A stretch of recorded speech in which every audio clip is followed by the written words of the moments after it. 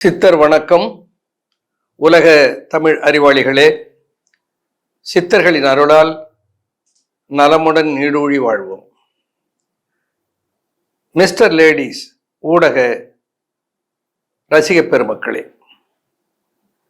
சித்தர்கள் சொல்லி இருக்கிற பல்வேறு அரிய, நாம் அன்றாடம் நம் கண்ணில் படுகிற எளிய மூலிகைகளை பற்றியெல்லாம் மிஸ்டர் லேடிஸ் ஊடகத்தின் மூலமாக பார்த்து கொண்டிருக்கிறோம். இன்றைக்கு அப்படி ஒரு மூலிகை பல வகையிலே மக்கள் அதை அறிந்திருக்கிறார்கள். நம்முடைய காலிலும் கண்ணிலும் இடரப்படுகிற ஒரு மூலிகை எல்லோருக்கும் தெரியும். அதுலேயும் ஒரு டூப்ளிகேட் இருக்கிறது. இந்த கீழா நெல்லி என்று சொல்லுவார்கள். இலைக்கு கீழே காய் இருப்பதனாலே இதை கீழ்காய் நெல்லி, நெல்லிக்காய் போல வடிவம் இருக்கும் அந்த காய்க்கு.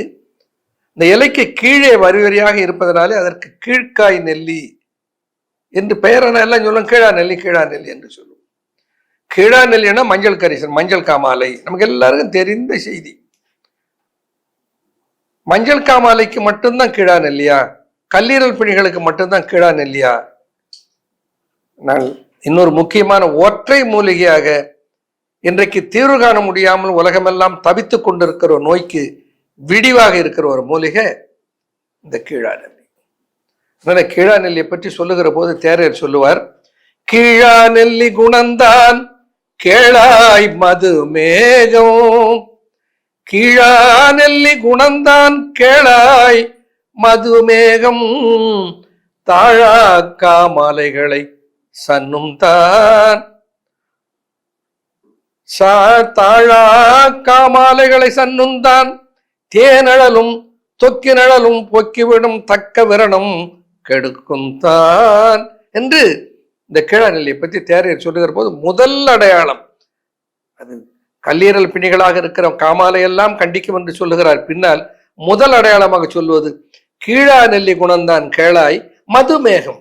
மது என்றால் இனிப்பு, மேகம் என்றால் நோய், மது மேகம் என்றால் இனிப்பு நோய்.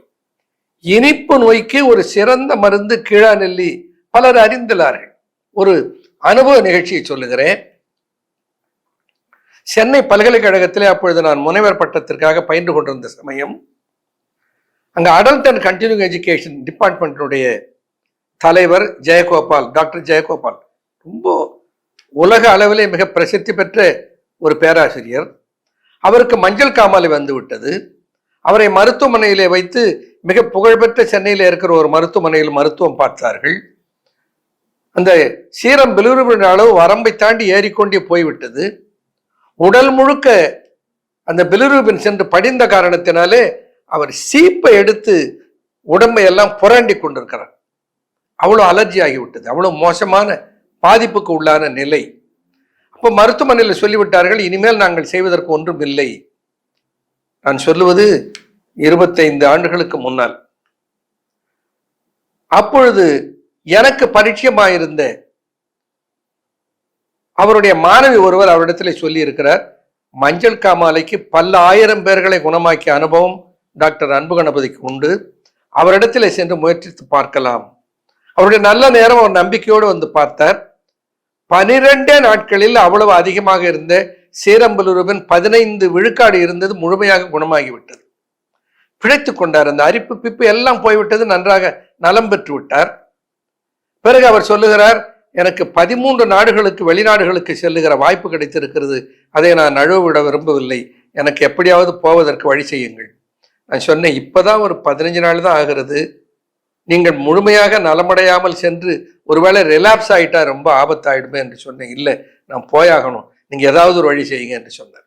அப்பொழுது அவருக்கு என்ன செய்தேன், இந்த கீழ்காய் நெல்லி செடியை கொண்டு வந்து சமூலமாக இலை, பூ, காய், வேர் என்று சமூலமாக இதை கொண்டு வந்து பொடியாக நறுக்கி நெல்லிலே உலர்த்தி சூரணம் செய்து, அந்த சூரணத்தை ஒரு டப்பா நிறைய நிரப்பி, இதை காலை மாலை 2 வேளை உணவுக்கு முன் உண்டு கொண்டு நீங்கள் வெளிநாடுகள் பயணத்தை எல்லாம் முடித்து கொண்டு வாருங்கள் என்று சொன்னேன். அவர் முதல்ல போனதே அமெரிக்காவில் போய் இறக்கி இருக்கார்.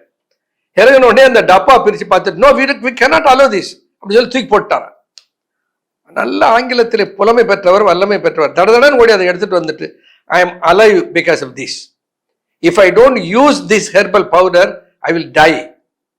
You will be held responsible for this. அப்படின்ட்டு பேசியிருக்காரு. அவன் பயந்துட்டு என்னடா வம்பா போச்சுன்னு சொல்லி அவன் கொடுத்துட்டான். அதை எடுத்து சாப்பிட்டு கொண்டு எல்லா 13-14 நாடுகளை பயணத்தை முடித்து கொண்டு திரும்பினார். அவருடைய நீரிழிவையும் அவருடைய மஞ்சள் காமாலையினாலே பாதிக்கப்பட்ட கல்லீரலையும் முழுமையாக காப்பாற்றி அவரை திருப்பி நம்ம கொண்டு வந்து சேர்த்தது இந்த கீழ்காய் நெல்லி. அனுபவத்துக்கு சொல்லுகிறேன். இதை எப்படி பயன்படுத்த வேண்டும் அதை தெரிந்து கொள்ளுங்கள். அதை பயன்படுத்துகிற முறையில் நீங்கள் பயன்படுத்தினால் அதிலே பல நன்மை. அது ஒரு காயகல்ப மூலிகை என்று சித்தர்கள் சொல்லுவார்கள். சாகா வரம் தரக்கூடிய மூலிகை என்று சொல்லுவார்கள். ஆகையினாலே அதை எப்படி பயன்படுத்துவது? ஒன்றும் இல்லை, அதை கொண்டு வாங்க, நன்றாக கழுவி விடுங்கள், பொடியாக நறுக்குங்கள், நிழல் பாடமாக உலர்த்தி விடுங்கள். ஃபேனுக்கு அடியில் உலர்த்தலாம், அல்லது ஒரு துணிக்குள் பைக்குள்ளே போட்டு கட்டி வெயிலே போட்டால் அது குடைபிடித்து கொண்டே காய்ந்து விடும். அப்படி உலர்த்தி சூரணமாக மிக்சியில் போட்டு அரைக்கலாம். நிறைய இருந்தால் பல்வரைசலில் போட்டு அரைத்து வாங்கலாம். அப்படி அரைத்து வாங்கி அந்த பவுடர் சூடாகாமல் அரைக்க வேண்டாம்தான் முக்கியம். அப்படி அரைத்து எடுத்த கீழா நெல்லி பவுடர் சமூலம், அதில் ஒரு தேக்கரண்டி காலையிலும் ஒரு தேக்கரண்டி மாலையிலும், ஒரு தேக்கரண்டினா அபவுட் 5 to 6 கிராம்ஸ் அளவுக்கு வரும். காலை மாலை 2 வேளை உணவுக்கு முன். எவ்வளவு நீரிழிவினாலே எவ்வளவு பெரிய பாதிப்பு காலாக இருந்தாலும் கால் எரிகிறது, கை எரிகிறது, ரத்த குருதியிலே சர்க்கரையுடைய அளவு கூடிவிட்டது, மருத்துவர் மிகவும் பயமுறுத்துகிறார்.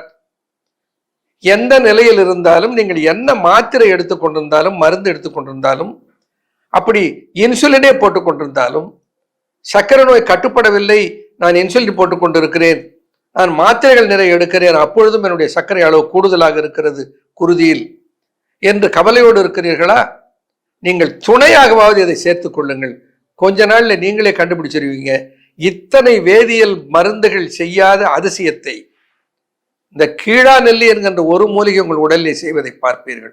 ஒற்றை மூலிகை, சர்க்கரை நோயை உலகை விட்டு விரட்டுகிற ஆற்றல் பெற்ற ஒற்றை மூலிகை பயன்படுத்துவோம், பலன் பெறுவோம். ஆனந்தமாக தமிழ் கூறும் நல்லுலகம் நீரிழிவிலிருந்து விடுபட்டு வாழட்டும். நன்றி, வணக்கம்.